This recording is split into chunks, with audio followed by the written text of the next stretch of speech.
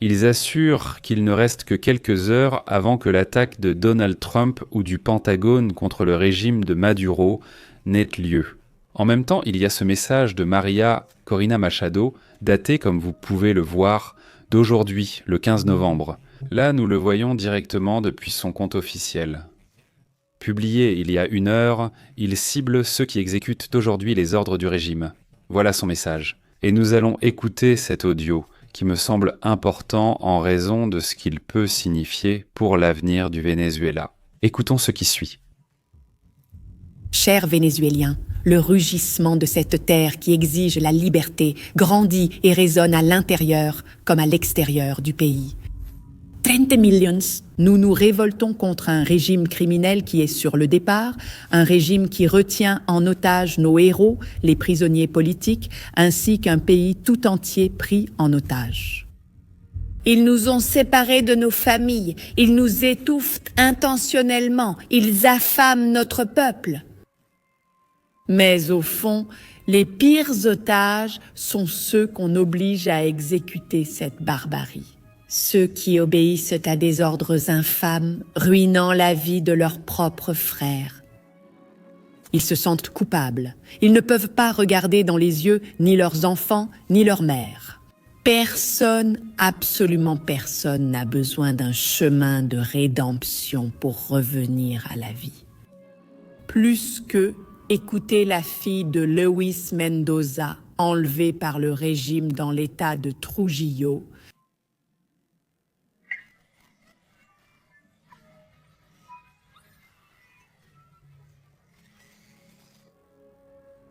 qui obéissent encore aux ordres de ce régime criminel. Voulez-vous cela pour votre peuple? Pouvez-vous dormir en paix après avoir commis une telle cruauté? Est-ce l'avenir que vous voulez pour vos enfants, pour vos familles, pour votre pays? Les pleurs de cette petite fille sont les pleurs de toute la Venezuela, de tes propres enfants. Garde-le bien en tête.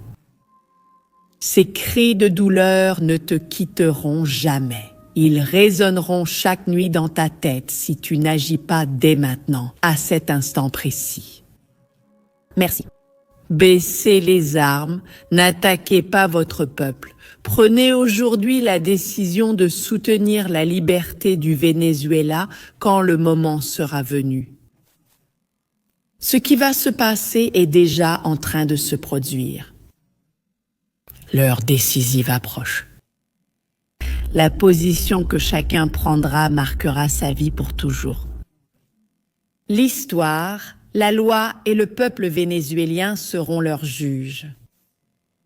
Quand le moment sera venu, sortez pour embrasser le peuple, votre peuple.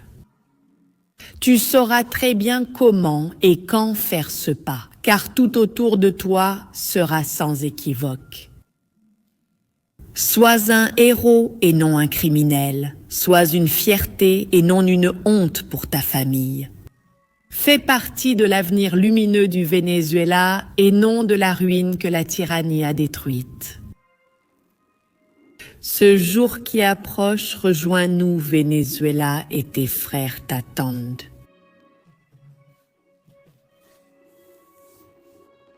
Eh bien, en fait, une partie du message s'adresse essentiellement aux militaires. C'est un message à la force de sécurité du Venezuela. Pour que, eh bien, le moment venu, quand l'heure sera arrivée, soyez prêts à embrasser le peuple, dit la même Maria Corina. C'est bien, eh bien, elle reste dans la clandestinité face au régime, qui évidemment ne veut pas que cette voix se fasse entendre. Maintenant, il est évident que le régime est nerveux et il se pourrait qu'une attaque ait lieu dans les prochaines heures. Il y a déjà certains médias qui affirment qu'un mouvement est sur le point d'avoir lieu. Ils assurent qu'un mouvement vers le Venezuela serait sur le point de se produire. Maintenant, si nous observons ce qui s'est passé ces derniers jours, il ne s'agit plus seulement d'opérations générales dans les Caraïbes, mais aussi de rapprochements vers Trinité et Tobago, vers d'autres points, en effectuant des exercices, des vols, même militaires. Très près, là où nous savons déjà que se trouve aussi le United States Ship Gerald Ford, où il y a, eh bien tout. Apparemment le dirigeant. Il parle d'un mouvement pré-guerre. Si l'on regarde ce qui se passerait, même dans le message de Maria Corina, il semble que tout soit déjà prêt pour qu'un mouvement ait lieu. Encore aujourd'hui, elle lançait un message. Il était en train de relayer cette image, une image qui en réalité date d'hier, mais qui a été relayée aujourd'hui, où on le voit apeuré. Écoutez ce qu'il dit. Je m'adresse maintenant au peuple des États-Unis.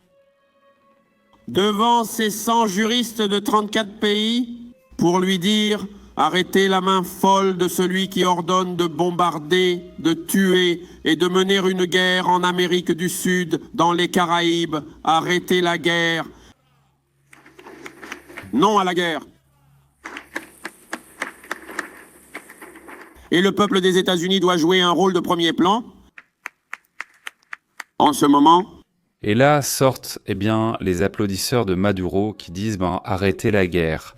Il n'y a aucune guerre, et en tout cas, on espère qu'il n'y en aura pas. Oui, tout se passe comme prévu. Ce serait donc un mouvement contre le régime du Venezuela, en tout cas. Et ce sujet pourrait être très rapide. Ce serait apparemment la stratégie. Il se pourrait qu'un conflit éclate, c'est aussi une possibilité moindre, mais cela pourrait aussi arriver. Nous verrons. En attendant, ce que montre le message de Maria Corina, c'est qu'on chercherait à ce que les troupes déposent les armes et disent de faire un changement, non. Faire un changement de régime ? Nous verrons si cela se produit, mais il semble que maintenant, plus que jamais, nous serons proches de la fin de Maduro. Le républicain Carlos Jiménez, membre du Congrès américain, avertit déjà qu'il faut être vigilant. Maduro serait-il sur le point de lancer une attaque contre des infrastructures vitales, des ponts, des raffineries, des tunnels, entre autres, pour en accuser les États-Unis et l'opposition ? Alors attention, car il semble qu'une attaque sous fausse bannière de la part de Maduro se prépare pour faire croire que les États-Unis attaquent. L'avertissement vient du député Carlos Jiménez, qui est très concentré sur la question de la sécurité des États-Unis. Il met en garde face à une éventualité.